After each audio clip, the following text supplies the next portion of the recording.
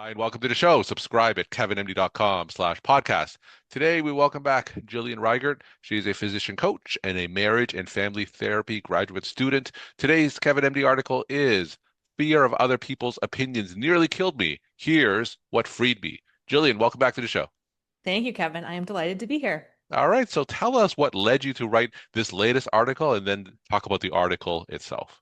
Yeah, well, you were talking about physician coaching, and one thing that really comes up when people are considering changing their career or even going from 1.0 FTE to zero point 0.8 is I'm so afraid of what people are going to think about me. Mm, And I'm like, oh my gosh, I was so afraid about what people were going to think about me when I left surgery that I spent 3 years suicidal and thought my only options were to continue in residency or take my own life. And when I really dove deep into that is because I was so attached to the performance-based identity and I thought quitting was a sign of failure. And I had all these narratives in my mind and really an attachment to how I thought other people were going to think about me.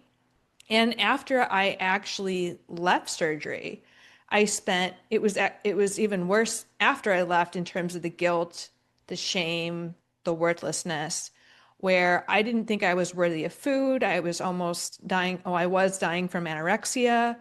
And all of it, I learned later, was all of this facade that I created in my brain about what I thought other people would think about me if they know I left surgery.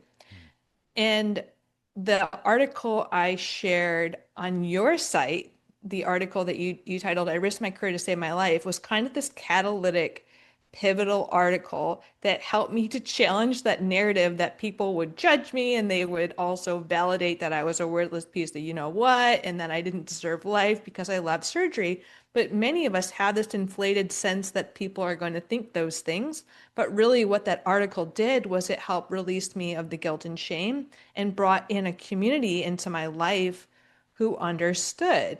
And so I wrote the article that we're talking about today because I imagine there are people trapped in their mind thinking, I can't do XYZ that I really want to do, held back by the fear of what other people are going to think about them, which is really something that they're creating in their own mind.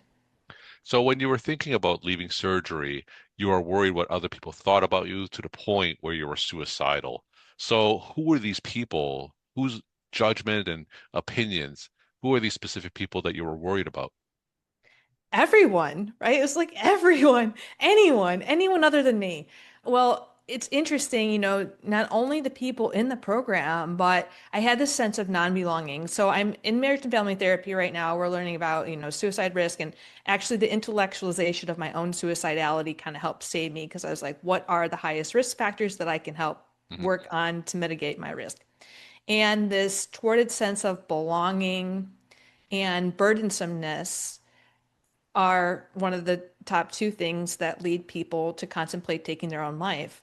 And so when I was thinking about leaving and had this kind of identity crisis, I lost a sense of who am I without this and where do I belong? And I thought I belonged nowhere, especially with, my coping skill being anorexia. It can be a very lonely condition where you feel misunderstood. Mhm. And so I was that sense of being trapped, misunderstood, not belonging anywhere, feeling like a burden because I had all of these diagnoses that I made mean that I was less than, the DSM diagnoses, anorexia and like high functioning, quote unquote, depression. And so I was making this all mean that I was a burden, that I didn't belong, I didn't see a light at on the other side. And so all those factors contribute to higher suicide risk. But yeah, back to your question, like whose opinion it was it's a construct in your brain. So it's just you think I personally thought anyone that knew my story would would validate that I was a wordless, person. So Now, was there any history from, say, your colleagues or the people around you who in the past judged your actions based on what you did? Like, did they give you any reason for you to think that way based on something that may have happened in the past?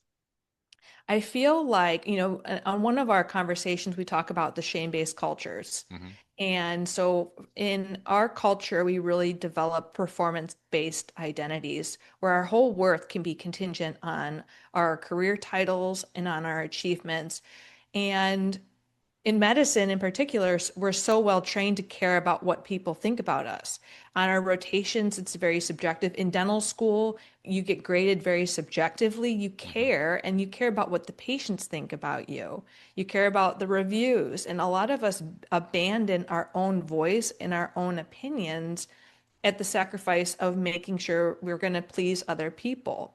And if you dive deeper into people pleasing, that can start early childhood as a way to keep yourself safe. And so I think it's so many different factors that all came together Hmm. that made me hyper fixate on what I think other people are thinking about me. And evolutionarily, we care about what people think of us because we're meant to live in community. So if you don't fit in and you don't belong and you're cast out, it threatens your survival. So you talk about that first article on Kevin MD being a catalyst to a turnaround, right? So tell us what your mindset is just leading up to writing that article. What led you to contribute that first article in the first place? What was your mindset like?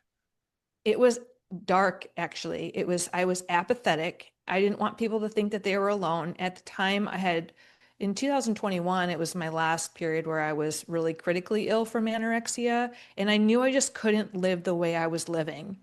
And I processed through writing. And I don't know exactly what inspired me to share it. I just knew I needed to release it. It was this need to release, and all the articles I shared on your website were have been things from like the most shame and guilt. And like because I'm going to just share this, and I noticed the articles got increasingly more deep and I paced myself into this that I risked my career to save my life article because the initial ones that I shared were kind of like, I want people to know this before I die, just in case I die. And then I realized that that was so cathartic and healing for me that then I took a little bit more of a chance to say, you know what, those previous articles were so helpful. Let me just share Hmm. something that's really causing a negative quality of life impact for me because I was so low. I didn't think I could go any lower in terms of my mental health and my self-perception what did I have to lose? You mentioned in your article that this apathy that you were talking about paradoxically led you to become more vulnerable and be willing to be more unfiltered in the stories that you shared. And paradoxically, that led to your turnaround. Yeah, and it's kind of still true at some points today. I'm just, after I almost died from anorexia a few times, it's interesting. Once you almost die, a lot of people who face critical illnesses, it's just a before illness and after, and you just realize so much of what we fixate on just doesn't matter. And so it's this carefreeness that sometimes the apathy can lead to like a lot of struggle functioning. Hmm. And I leverage it to say, you know what? I'm just going to live my fullest life and help people live their fullest life because we often constrict ourselves due to fear. And a lot of that fear is really a facade in our own brain or fear of what people are going to say. And even if people do say things, that opinion that they're crafting and their projection on us is really more about them than it is us and how we receive it and what meaning it has for us. That's where we can do the inner work on ourselves. So after reflecting back, so where you are now and after what you just said, that sometimes people's judgment on you is really just a reflection of themselves. How long did it take you to come to that insight and realization? Gosh, I don't know, I don't know where that kind of really sunk in. I think for me it was more of working on my own opinion of myself that Mm. then helped me to see other people. I watched this documentary called Becoming Nobody that features Ram Dass. And he says in it, we look at the world through different channels. And he says we can do like this mental health channel where we're really identifying other people's mental health because we're doing that that's kind of how we're seeing ourselves. Or we focus on people's bodies, which I don't recommend as somebody with anorexia. It's very objectifying. And then we can go a little bit deeper. And the fourth, I forget what he says the third one is, but the fourth one is seeing people as shared spiritual beings and seeing the common humanity. And so I think it was in my own healing that then I could see other people and developing self-compassion. So I do think it kind of probably started with your article. And then as I was just stripping down the layers of all of those societal constructs, that's where you could just you get a little bit more of a view and a landscape that helps you to reframe a lot of the things that we thought were true in life. And when you initially shared that vulnerability, instead of being judged, you found a community of support, people Hmm. who may be going through the same things that you were going through. Exactly. Yeah, that's where that shared common humanity, even if it's different, they can see part of themselves in your story. Now, what kind of advice, knowing what you know now, do you have for others who may be going through that dark time that you went through years ago? People think it's just them.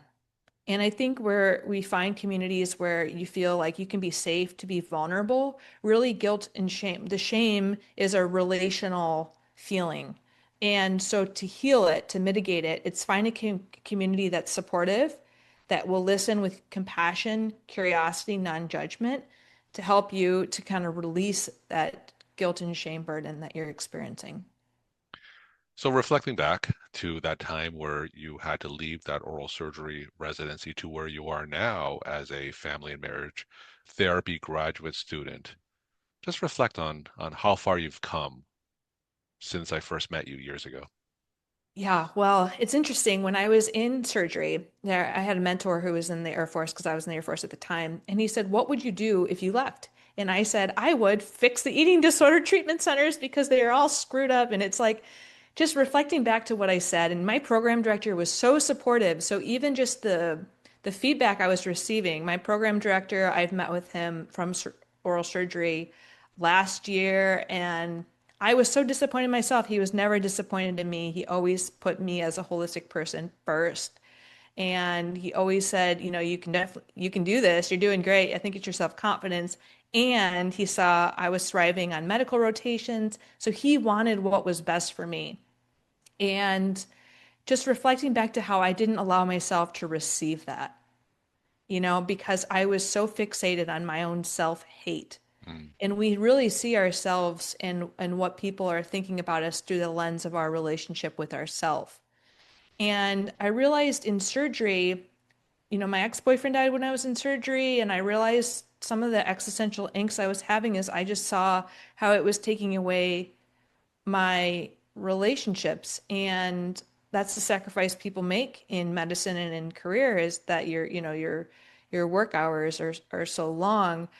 But it helped me to realize that the experiences that I was having inside, kind of the existential crises, the spiritual crises, they were help pointing me to what I valued. And I kind of have more self-trust now.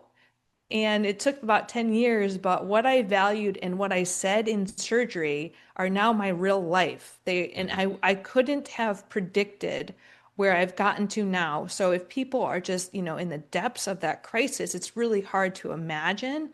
You're in survival mode. You can't dream and scheme. So it's really about first resting and taking yourself out of the environment and then taking those turtle steps to allow you to get more in alignment with what matters to you and to strip yourself of those false narratives that sound so true in our mind because they've been perpetuated and they've been practiced for so long. And you sum it up in your article, nothing in your career is more important than your life. And how many of us don't believe that? I didn't believe it was true for a very long time.